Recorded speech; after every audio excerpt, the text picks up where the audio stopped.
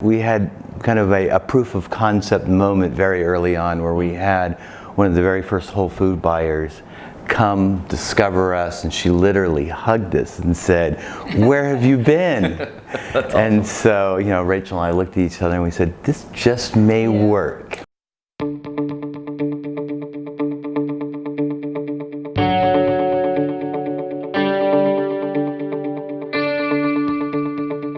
Welcome back, everybody. Rich Baker, Shanghai-based social entrepreneur, here today with my good friends Jeff and Rachel from Bambu. You can see their products in the back. Just had an amazing conversation about their business, how they got started, where they find passion, how to find focus, and the importance of doing this as a journey. A lot of great lessons at the end about what they would have learned, or what they would have done differently. But the reality is, the path is the path, and they've adapted, they've adjusted, they've climbed over, they've gone over it, they've gone to the left.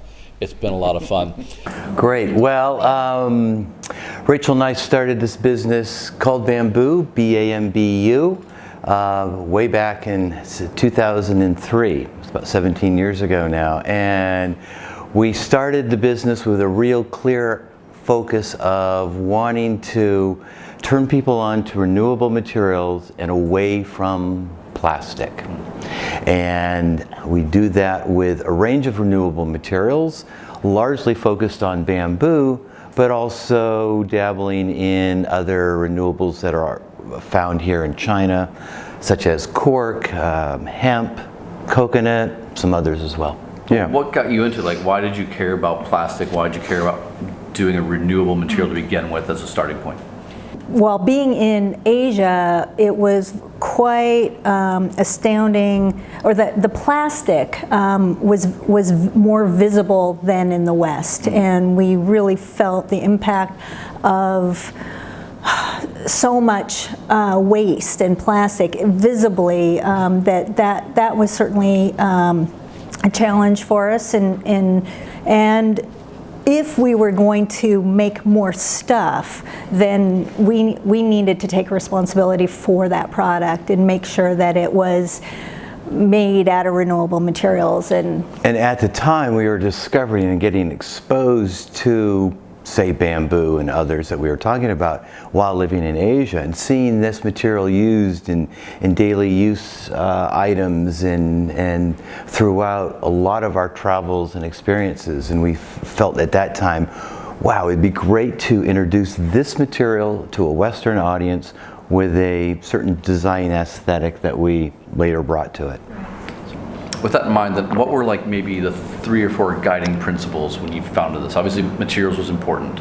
Are there a couple other things you're like, when we build this, we have to do these things right? We really took into consideration the whole supply chain, whether low impact packaging materials. And then, more importantly, end of life. And so it was really important for us to sort of look at this holistically and make sure that we were taking responsibility for that whole product, including end of life. And I think we didn't want to just replicate what other people were doing, or simply go, oh, let's make bamboo chopsticks because that's what people in Asia do. We wanted to create products that were actually beautiful and had a sense of the naturalness about them, but were also functional and usable in our own kind of Western ways. Keep in mind too, this is right after 9/11, and so people were sticking close to home. They weren't traveling so much. They were really focused on the home, renovating their kitchens. The whole notion of an open plan came about.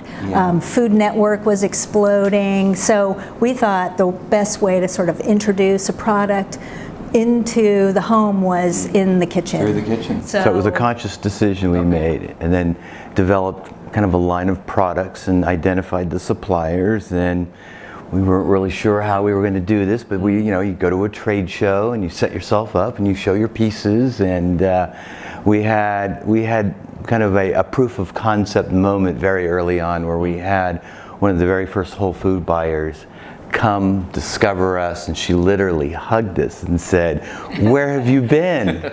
And so, Rachel and I looked at each other and we said, "This just may work." Talking about the materials, we've had a lot of discussions about the challenges maybe of working with renewable material? I mean, everyone thinks like, oh, get rid of plastic, move to renewable, magic happens, right? Like it's as easy as that. Yeah.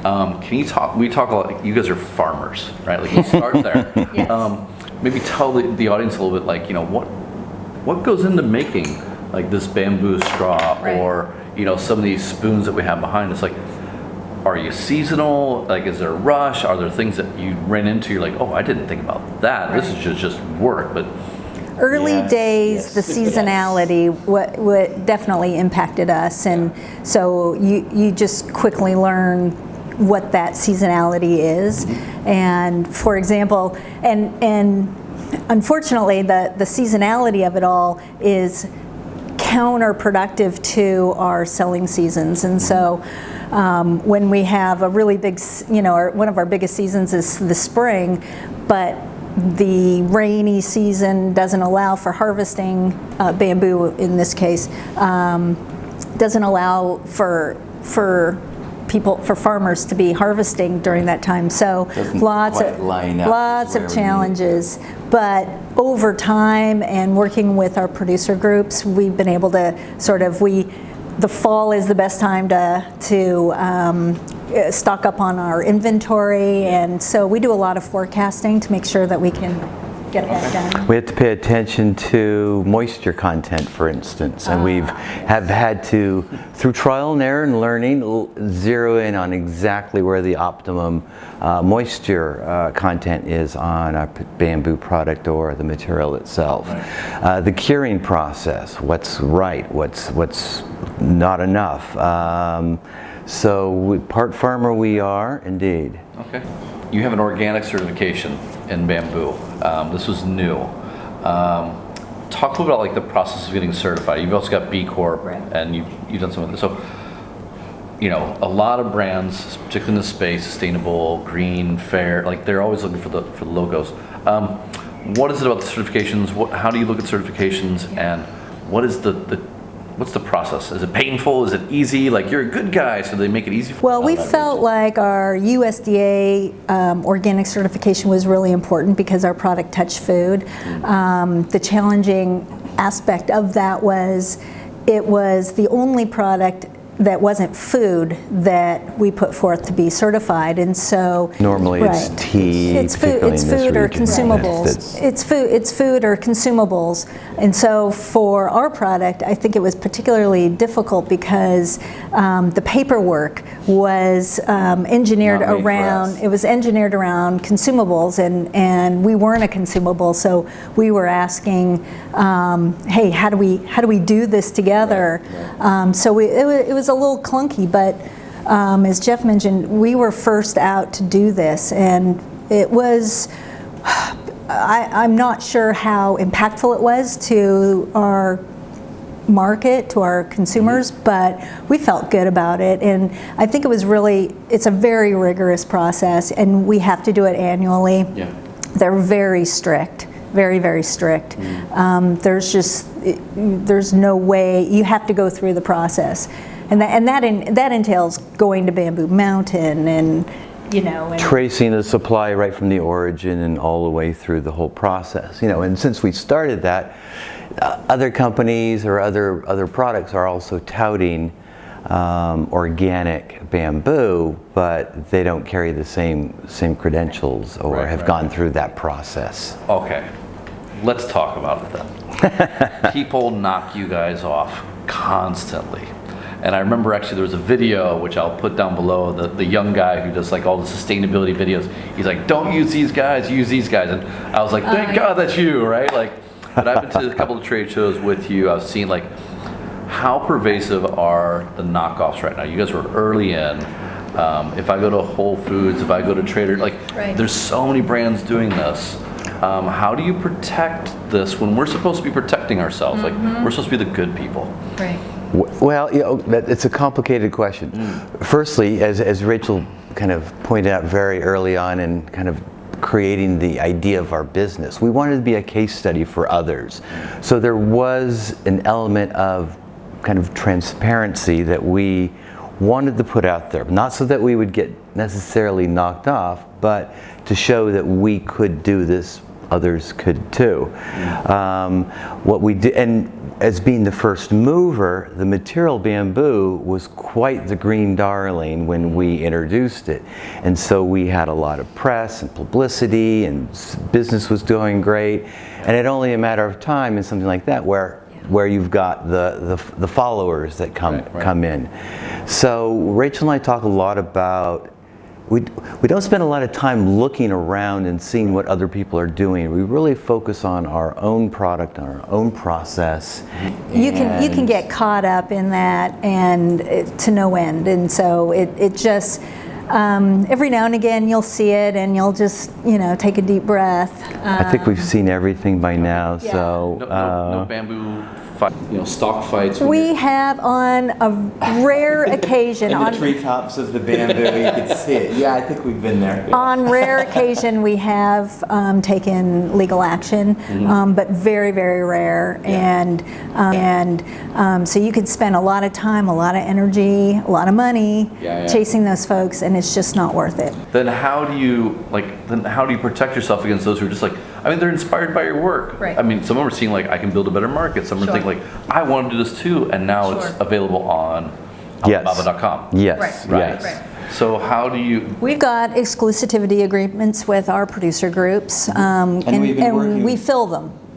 We fill to their capacity, so we don't give them a reason to go around. And we have those long-standing relationships with the same suppliers now for over a decade. So there is some degree of trust and loyalty and accountability on that respect. Right. On the retail side, like, do you have them come like, oh, I need you to go down 3 pennies on this straw, otherwise we're going to go to your competitor? Like, do you have to deal with that, or have you kind of built the same relationships? Or there's certain relationships you see and some that you're just like, No, fortunately we don't really get into too much of that. We've spent a lot of time in trying to keep price out of the negotiation, and quality as really the focal point. Yeah. And then it's if the quality product reasonably priced, backed with the right kinds of credentials, then we feel there's a market there for it. Yeah, we have had to play the no card, and for a variety of reasons, whether it was we were getting squeezed by the margin and or price issues, but there are just some companies from a resource standpoint that it's a barrier for us to even engage with them, because they're this big and we're this big, and we don't have the resources to manage that. Yeah. We can use straws as a perfect example here. We were the first to introduce straws on a commercial basis, 2012 or several years ago, and it was kind of a slow build, and then all of a sudden straws from everywhere are coming into the marketplace. You can find them everywhere. But I think what customers also need, they need consistency of delivery, consistency of packaging, consistency of product, and we've built that as, I think, as part of our reputation, that we can kind of be trusted that we'll be here tomorrow with the same quality we were yesterday. So you open up a really interesting kind of tangent then into the consumer side of this. We hear that consumers will pay for sustainability, particularly the millennials. We hear that people won't because it's too expensive. We hear that they'll pay for quality, but then they actually just go for cost convenience. Like, what are you finding, or what have you found over the last 15 years of doing this then? Like, do people pay more? Is it certain types of people, or are there people who always pay more? Are there people that just pay a little bit more when they have a little bit more? Like, what are the things that you go back and be like, no, this is true and this is dependent on too many factors? I think that of late we're enjoying sort of the zero waste movement and this plastic free movement that's bubbled up, and we do tend to be sort of that go-to brand for that. So I'm really finally it's happening. I think there's a segment of consumers who are being more considered in their purchases, and they're not just buying product A versus product B, but they're looking at the company behind the product. What is the company companies stand for? Are they philanthropic in how they operate? How do they behave as a citizen of society? And I think that's increasingly more important. Unfortunately, I think our particular customer considers that. Okay. Yeah. Plastic is a scourge that's going to kill all of our fish and us through microplastics. We need to replace it tomorrow, and we keep hearing about this messaging over and over. You guys deal with this probably more than anyone else at the operational level. How hard is it going to be for us to get off plastics? And are there alternatives that, like, can bamboo, can the cork stuff, can these materials? Is this the answer? Like, how do you see that? Because you're closer to it than anybody else from the operational, you're not even emotional about it. It's just like, how does that work? It's possible. I don't think it's, I don't know, it's, it's a good question because it's possible. But I think that in some cases, working with natural materials, it's not the perfect answer, and so maybe it doesn't last as long as your plastic version, or maybe but it's a really decent alternative to that. As humans, we're going to have to do without.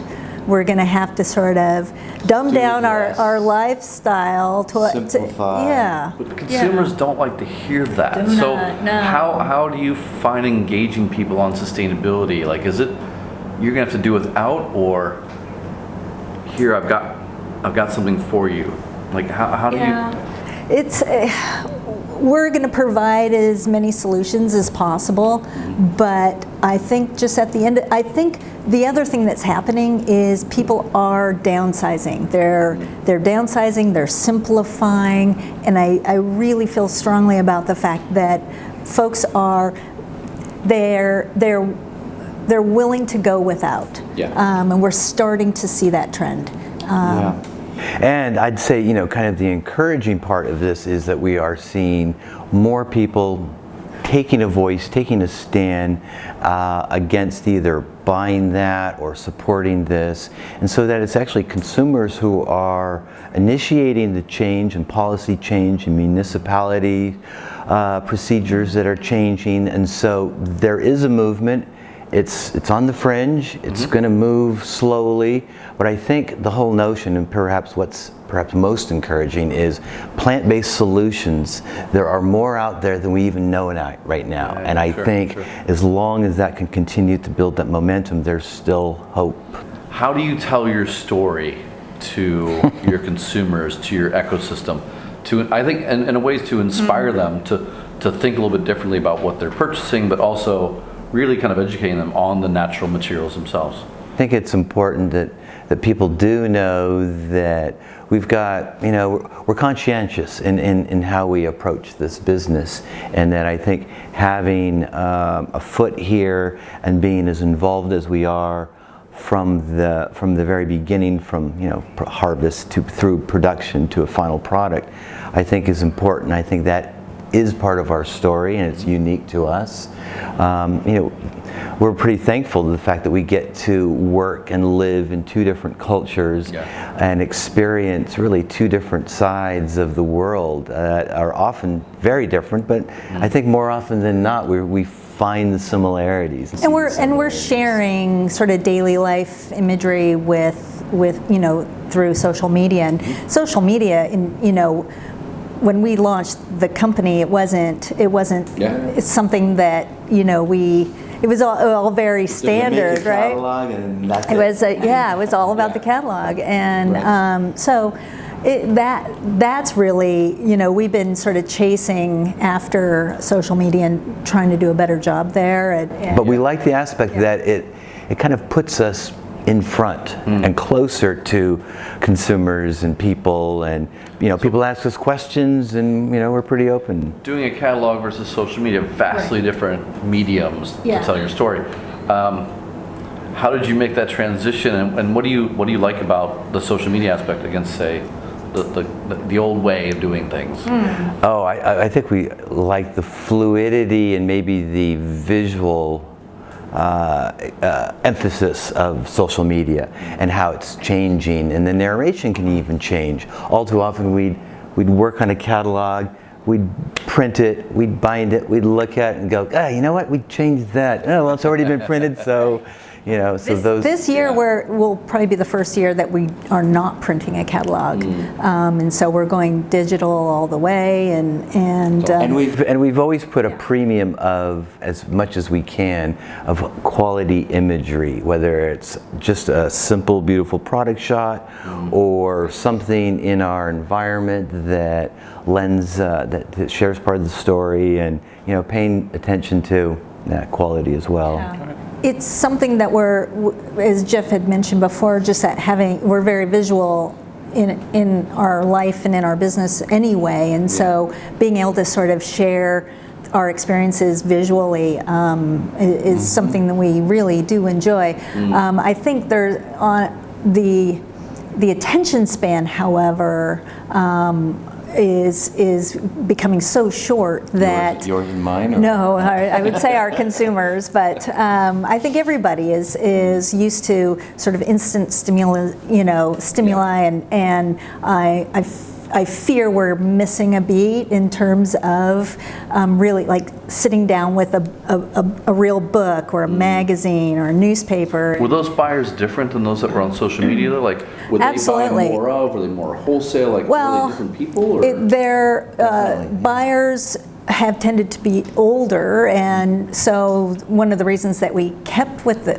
printing the catalog was because they insisted on it. Our buyers were not social media users. Exactly, and so we ended up having to do that. But I think we're at that point where we can kind of cross over and get away with it. I mean, a lot of our buyers are still faxing in orders, so I mean, if that gives you an idea of I mean, it's interesting because actually, like, the sustainability community is very community-based, right? Like the markets in Portland and LA and New York, like you go to the market, the trade show is very, like I'm sure you see a lot of people you've known for years, you build that community, you can share a cup of coffee, how's the family, things like that. But social media, that's something that you have to manufacture. Like, you don't know anyone out there. You have to be like, hey, pay attention to me. Right. Create your build a community. How is it different when you're not face-to-face, shaking hands, pats on the back kind of build community? Well, one of the things we've struggled with is like, well, we got enough to do in our day-to-day. We've, among ourselves, have tried to parse out that part of the job.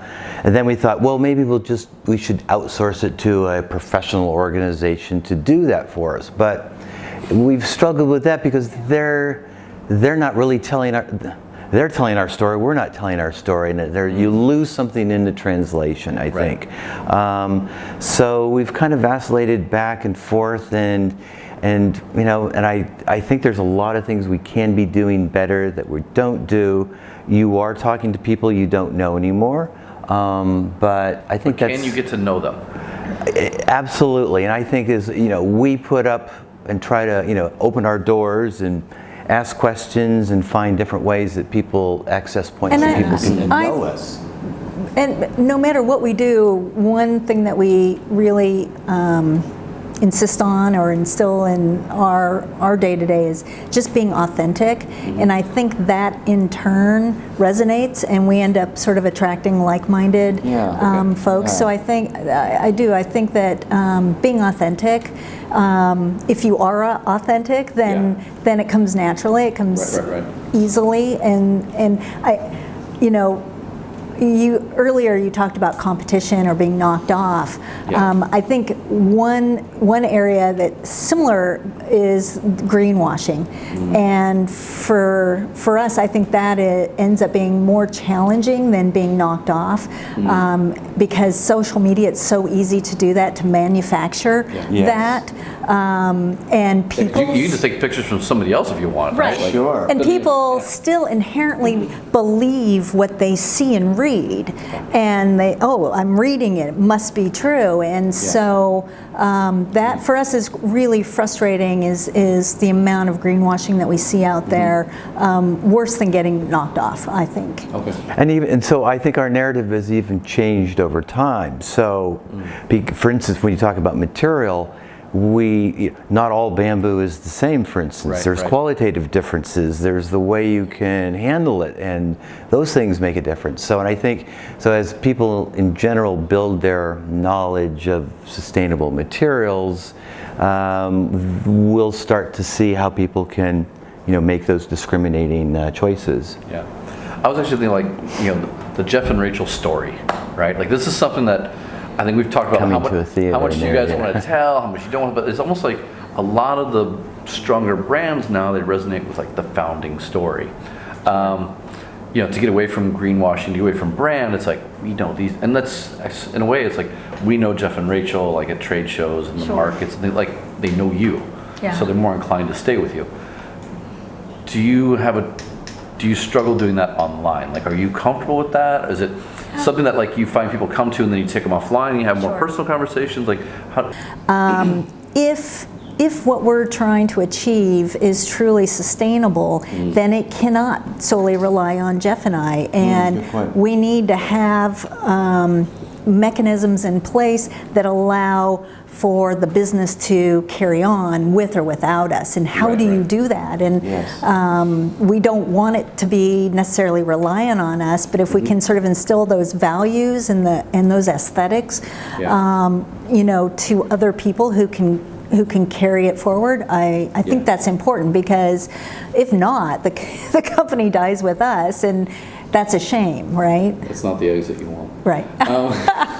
So actually, all right, let's talk about an exit really quickly, in the sense of, a lot of the green good brands end up under, in the mothership of a large brand. So Ben & Jerry's, Burt's Bees, like they end up in very large, and not judging where they end up, but like, is that something you look at? If it is, like, how do you see that as terms of like, is it a legacy thing? Like, you want the brand to live on, and then what are the downsides that you think about? Like, if we sell out.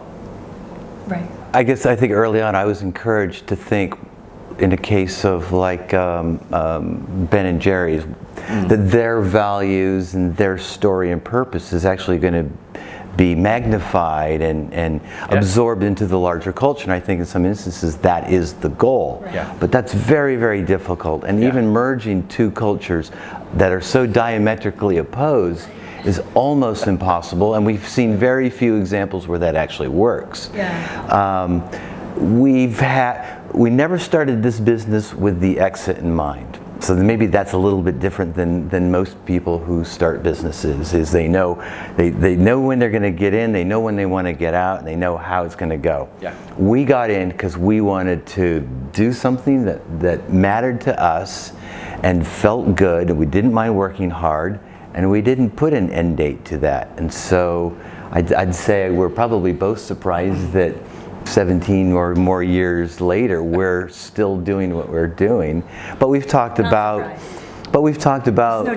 where this company could go and how it would. And I think, particularly being a B Corp certified business, we're going to be pretty adamant about who we end up talking with. Say like, and I'm just going to go with Rubbermaid, because it's the only one I can even think of that is a brand that I would even recognize in that space. Like, they come to you.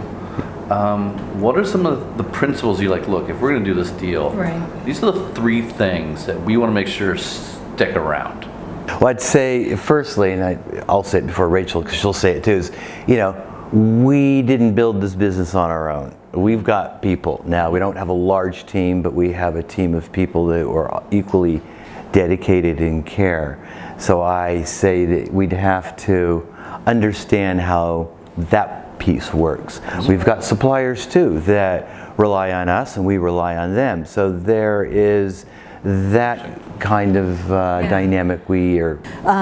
Another one for me is end of life, and making sure that we're not making product that we can't take responsibility about. And something been hearing a lot is, and where I'm seeing a lot of companies, good companies, are doing a lot with recycled plastics. And so, I'm conflicted because on one hand it's like, okay, great, I'm glad that recycling is getting into people's heads, but I feel like we're at a point where it's just, it's being less bad. Yeah. It's not enough. It's not good enough. Less bad progress? Like, could we see an ocean plastic spoon spork set coming up? And would, is that a total shift away from your value set, or is it naturals? It's got. I think it has to be natural. I really do. I don't think we would gravitate away from that.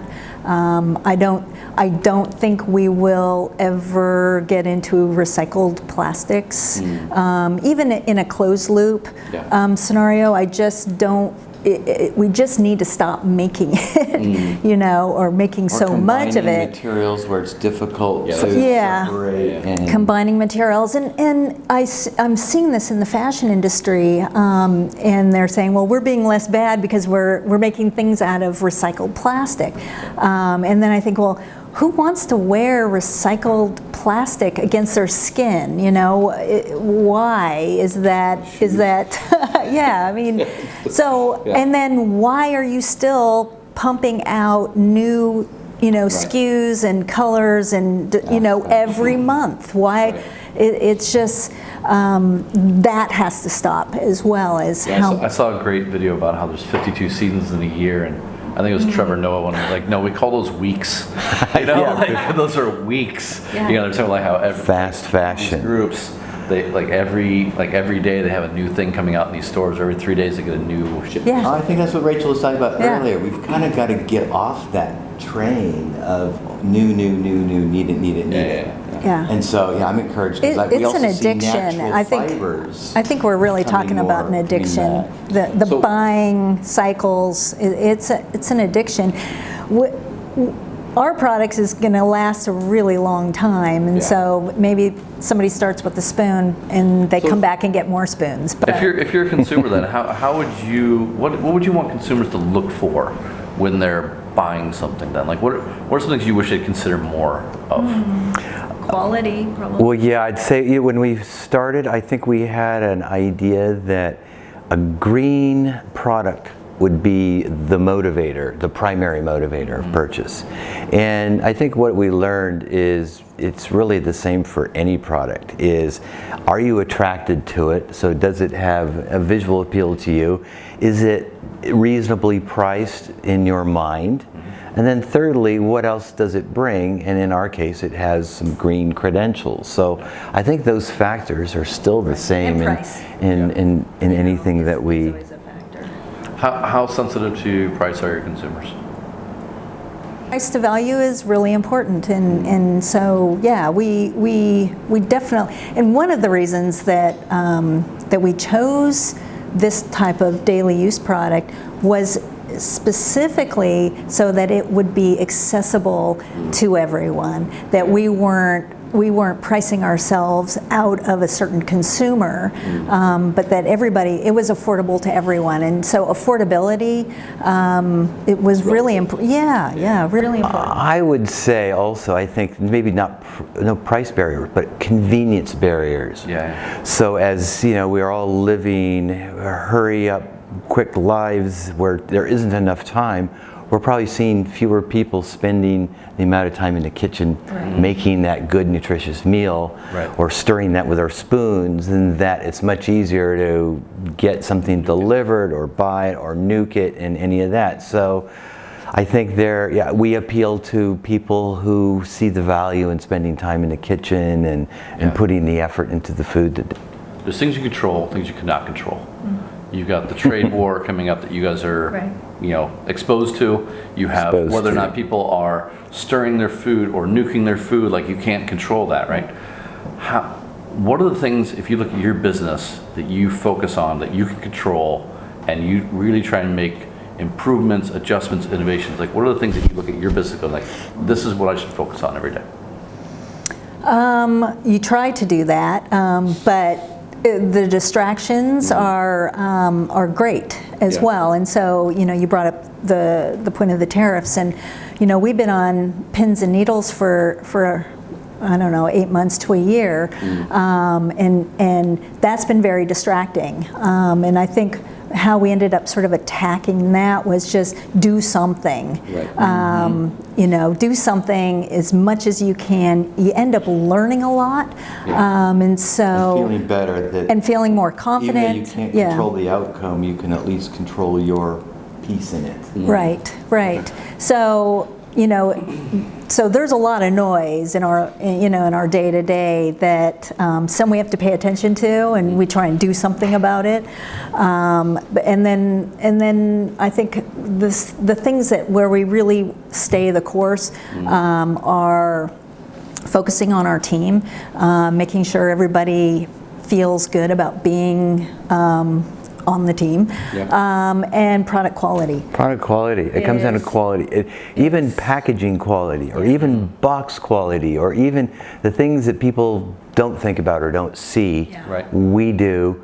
And a lot of, as Rachel says, is training people to have a sharp eye, to really have in their day the goal of making the best quality spoon, if you will, that we can. We recently even one of our producer groups that we're working less with now, but still we've been with them for a very long time. We ended up learning from the workers themselves. The factory owner really prefers to do low-level, similar but low-level product, and the workers actually sort of raised their hands and said, we don't like making this. We like making the Bambu product because because and knowing that just the aesthetics of that product appealed to people who don't even necessarily use honey dippers, for example, but that they could appreciate the aesthetic and raise their hands. Pride in workmanship. Yeah, that's a good. I think one of the challenges we have that we spend a lot of time on is packaging. How do you use as little packaging as you can, but enough to where it satisfies the needs of the consumer, of the retailer, and of ourselves, also a means to protect the product and give the necessary information. I mean, this isn't a whole lot of packaging here. No, and this is like a third of what you used to have. Right, this is slimmed and trimmed, and we've removed all forms of plastic, no tape, no staples, and a lot of that takes some thought. Well, we set out, 2 years ago on a plastic-free initiative just in our own backyard, in our own packaging, but also our inner cartons, our master cartons. We're now not doing the plastic tape, we're doing paper tape. And it's not sexy stuff, but before you switch out your tape, you got to do a lot of testing and make sure that the product is still going to be, arriving in a safe, condition. I mean, I was actually going to ask a little bit about this, and the fact that, there's a lot of talk about failure these days, right? Like, don't fail fast. Don't be afraid to fail. Like, how do you guys look at failure? You're testing all the time, which means you're failing more than you're succeeding. But what are you trying to learn from the test? How do you compartmentalize a failure? Like, what are the things that you really worry about in terms of like... Just keep going. We have found, though, our consumers are more forgiving than we are. And so that is really... That doesn't helps. Really give us permission to. No, not permission, but certainly I personally am a real stickler for just nailing it and getting it right. So something doesn't work out, you just you tweak along the way. And Rachel's really leads the inspiration, the design, the product, and she's quite unique in the fact that if a product isn't selling or she can let go of it quite easily. It's not a big problem. Or we'll have products that we use and are around that they're not ready for market. And we have to be vigilant in making those decisions rather than just put It's something very out. easy to go like this. Oh, it's And so much fun. I mean, for me, it's just tinkering, right? I mean, I love making things, but I also know that it's a real pull on a small team to have X amount of products, and when half or more are not selling well, so we started to really downsize our own line about 5 years ago, and we're half the SKU count that we were initially. Okay. I mean, early days it was kind of you make something, you throw it out there, and you see what sticks. But after you get to a point where you say, okay, what's selling, and if it's not selling, and we had to say goodbye to some old friends, but. And our team will get excited. Great! Oh, we're almost out the door with it. We're what? No. We've got quite a bit of testing to do before we can reach that point. Most people hate to focus. It's fun not to focus. So actually, talk about you went through that process. You downed your SKU half. Right. How did you benefit from that as a brand with your consumers internally? Where did you see the benefits? Sales grew because we were able to focus on the products that sold. Well, the marketing side, the relationship side. Well, let's just talk about out of stock. So you're making 100 products, and you're trying to make sure that you're in stock on all of those things, and your resources get depleted, right? And and you're spending a lot of money on inventory that's going to sit and sit and sit. So, there was no downside to that at all. Okay. Yeah. As Rachel said, we had to say goodbye to a few friends. I think the team had a harder time. Potential to come back? But yeah. I mean, or we've brought in some products back. I'll tell folks, hey, it allows us to innovate and bring new products to market. So what we call the spoonchula. We'd come out with a collection of 3 half spoons, half spatula. Quite a unique design. No one had ever done it before. It was a slow build in the marketplace. We thought this was quite clever. They're gorgeous. They're almost sculptural. But they weren't really selling to where they needed to be, so we killed them. But then a few years later, we brought them back. We had a few customers ask about it. We've always loved it ourselves. So in that instance, we decided let's bring it back. So cool. There's a few examples there. If you were to talk to people who are looking to get in the space, young entrepreneurs, go back 17 years to Jeff and Rachel back then, 3 pieces of advice or 3 things you wish that they would know when they're just getting started. Well, I would say having a really firm grasp on your financials. It's something especially early on, right? And it wasn't a strength of either of ours, and so over the years we've really come to respect and see the creativity that can emerge out of that category. I just think having tight finances and being aware of your bottom line and all that goes with that, it's really, really important. And we have a great respect now for for all of it. Yeah. So for me, that's it's not sexy. You're going to put a lot of time into this, so be passionate about what you're doing.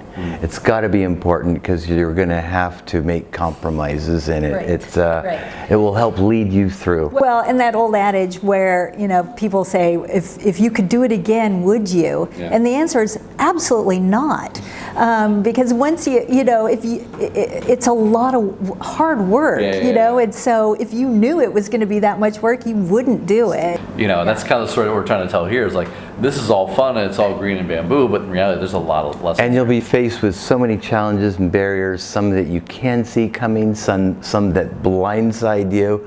And you need that to weather through some of those. I think back to Jeff's point, if you've got the passion, if you've got that will, to do it, that keeps you going. That's fuel for the hard work, and I can't imagine being dispassionate about what we're Yes, doing right. and still be able to come to work every day. Yeah. One and one. I think the reality of knowing where your skills and strengths are and knowing where they aren't. And if where they aren't, then you need to supplement. And it's, I think too often people tend to try to do more than they're really By capable supplement, you of. mean spend all your time and learn, or Or find a- third-party source, I think, in Get most help. instances. Yeah. Get help, yeah. Yeah. And I think we also benefited very early on of sharing our idea, even when it was very much in its infancy, and getting inputs and feedback along the Well, way. Early days, We didn't have we wore a lot of crowdfunding. hats, a lot of different hats, and I think that's really useful to some degree because you really need to understand your business from all aspects. But at the end of that, finding resources that will do some of Do better that than you can. better than you can, and so I guess being humble. You got to take the ego out of that. See one more from you. One Yeah. more, that's it. No, I have two. Oh, okay. So one is staying nimble, and not very good. not doing what you want to do if things have changed. Yeah. And so, and realizing, you got to stay nimble and agile around your business. And early days, I think the housewares industry that we found ourselves in, it was so easy. Just everybody was going through the paces, going to the same trade shows, doing the catalog at the same time of the year. We were just mechanized to be doing the same thing, and so we started to ask ourselves, well, What if we did what this? if we stopped going to trade shows? How about that? So we stopped going to trade shows, and we allocated that money somewhere else. So I think being nimble and allowing for that kind of change in your business is going to benefit you. I guess my number 3 would be you always know you have options. That everything's going to be okay, and maybe in some cases it's not, but you have options. People, if you keep yourself in a box and with boundaries, then that's going to come back. Yeah. So. And I was going to add that you've got to be comfortable working in uncertainty. As an example, you just never know what's around the corner. Yeah.